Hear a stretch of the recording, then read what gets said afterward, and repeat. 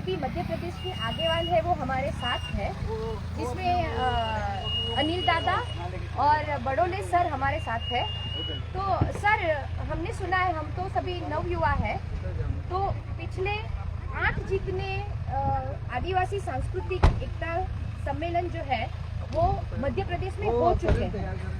तो हम नवयुवाओं को ये जानना है और सीखना है, और क्यूरियोसिटी भी है कि भाई मेघनगर से लेके सेंधवा से लेके मेरखेड़ी, उससे लेके झिरनिया और बाद में झाबुआ, और आज जो चैनपुरा में ये सांस्कृतिक एकता महासम्मेलन होने जा रहा है, तो वो बदलाव कौन कौन से आए और वो बदलाव के कारण कौन कौन सी जनजागृति हुई, और उससे जो आम आदिवासी है, जो खास आदिवासी बन चुके हैं, उनसे आम आदिवासियों को क्या क्या फायदे हुए और उनमें कौन कौन सा बदलाव हुआ, वो जानने का हमें बहुत मन होता है। क्योंकि कहीं ना कहीं हम लोग सोचते हैं कि हमें किस रास्ते पे जाना चाहिए, वो जो सो कॉल्ड जो प्रवाह जा रहा है, मेन स्ट्रीम जा रहा है, उसकी ओर जाए, या हमारा पुरखों से जो संस्कृति चला आ रहा है, संदेश हमें सभी जगह पे भेजनी है। तो कृपया हमें बताइएगा। आपकी जय। सबको आपकी जय। जैसा कि जो आदिवासी एकता परिषद सन 1992 से कार्यरत है, पहले ये 4 राज्यों में काम करता था और आगे चलकर हम लोग नए राज्यों को जुड़े और अभी 5 राज्यों में हम ये सम्मेलन हो रहा है। इस संदर्भ में जो अलग अलग राज्य में कार्यक्रम होते थे, क्योंकि पहले जो हमारे वरिष्ठ लोग थे वो लोग सहभागी होते थे और कार्यक्रम का स्वरूप भी छोटा होता था। जैसे जैसे ये टेक्नोलॉजी आई, टेक्नोलॉजी के साथ सोशल मीडिया पे जितना जो प्रचार प्रसार हो रहा है, युवाओं को जोड़ने का काम कर रहे हैं, और जो आदिवासी एकता परिषद आत्मसम्मान और जो मानव मुक्ति, प्रकृति मुक्ति के जो आंदोलन को लोगों तक, जन जन तक पहुँचाने का काम किया। और उस आंदोलन में पढ़ा लिखा वर्ग पहले इतना नहीं जुड़ा था।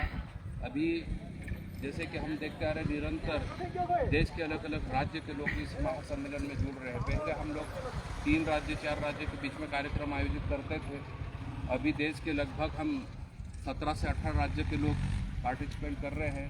संयुक्त राष्ट्र संघ यूनो के प्रतिनिधि भी इस कार्यक्रम में जुड़े हैं, और अलग अलग कंट्री के जो हमारे आदिवासी हैं वो भी इस महासम्मेलन के सहभागी बनते जा रहे हैं। तो हम लोग सिर्फ भारत देश की बात नहीं कर रहे, भारत के बाहर जो हमारे लोग हैं उनके बीच में भी जो हमारी जो आंदोलन की विचारधारा को पहुंचाया है, देश भर के जितने भी जो वैचारिक साथी है, पहले जो बुजुर्ग लोगों का समूह हुआ करता था, अब जैसे जैसे समय बढ़ा और लोगों के में ये आंदोलन के प्रति लोगों में जन जागृति बढ़ी, तो बढ़ चढ़ कर युवाओं ने भी भाग लिया।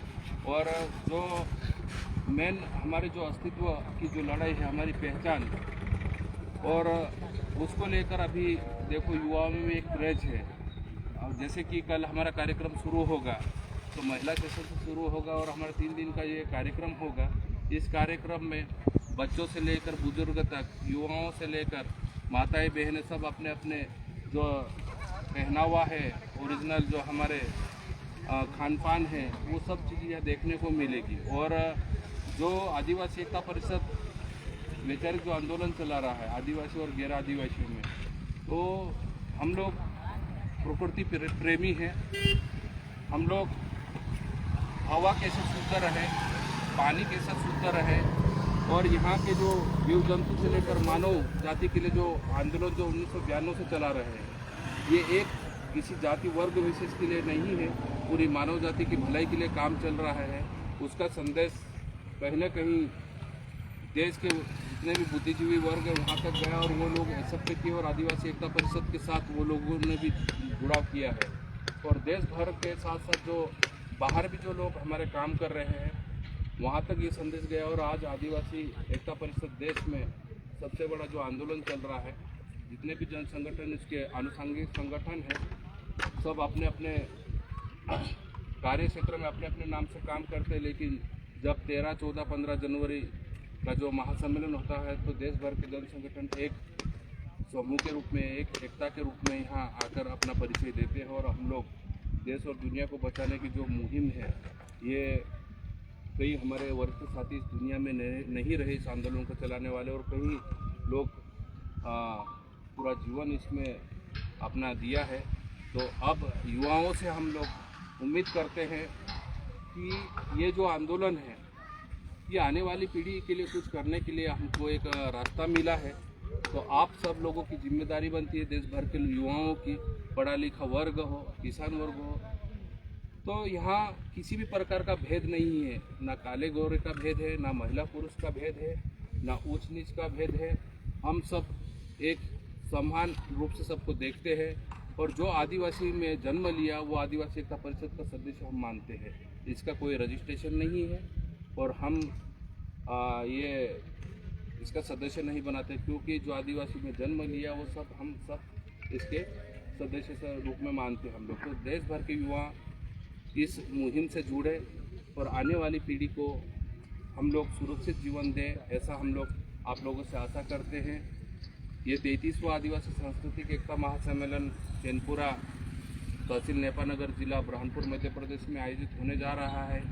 तो हम ग्राउंड से आप लोगों को निवेदन भी करते हैं कि ज़्यादा से ज़्यादा लोग जुड़े, और हो सके जो लोग नहीं जुड़ पाए तो कहीं ना कहीं इस आंदोलन को वहाँ तक ले जाने में जो लोग जुड़े हैं सोशल मीडिया से लेकर, वो लोग अपने अपने इलाके में काम करें, और देश और दुनिया में जो अच्छी चीज़ें जो हमारे वरिष्ठ ने हमें देके गए हैं उसको हम निरंतर आगे बढ़ाने में अपना योगदान दें।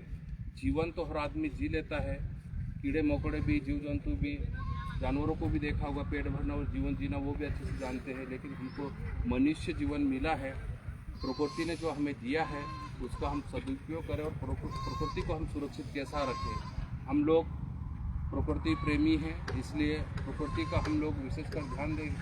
2021 में देखा कोरोना महामारी में हम लोग बोलते कि मानव मुक्ति, प्रकृति मुक्ति। तो प्रकृति मुक्ति, प्रकृति किसी एक का नहीं है। जैसे कि ये पेड़ हम देख रहे हैं, ये पेड़ जात नहीं पूछता है, ये किसी धर्म की बात नहीं करता है। यहाँ आप जाओगे, उसके नीचे बैठोगे तो छाया देगा, वो फल देगा, वो ये नहीं पूछेगा कि आप कौन सी जाति के, कौन से धर्म के। इसलिए प्रकृति सबके लिए है, प्रकृति का उतना ही उपयोग करें जितने हमें आवश्यकता है, और बाकी आने वाली पीढ़ी के लिए सुरक्षित छोड़ें, और प्रकृति की रक्षा में हम सबका योगदान रहे, ऐसा हम आप सबसे उम्मीद रखते हैं। आपकी जय जोहार। एक नारा आदिवासी एकता जिंदाबाद, आदिवासी एकता जिंदाबाद, आदिवासी एकता जिंदाबाद। प्रकृति रक्षा कौन करेगा? हम करेंगे, हम करेंगे, प्रकृति की रक्षा कौन करेगा? हम करेंगे, हम करेंगे। Thank you. Thank you.